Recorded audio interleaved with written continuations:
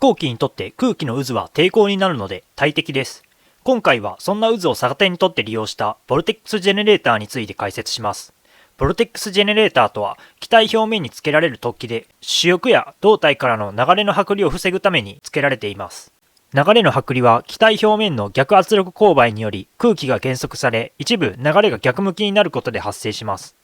ボルテックスジェネレーターは渦を発生させ、機体から離れた流速の速い空気と機体表面付近の遅い空気をかき混ぜることで機体表面付近の流速を増加し、流れが逆向きになることを防ぎます。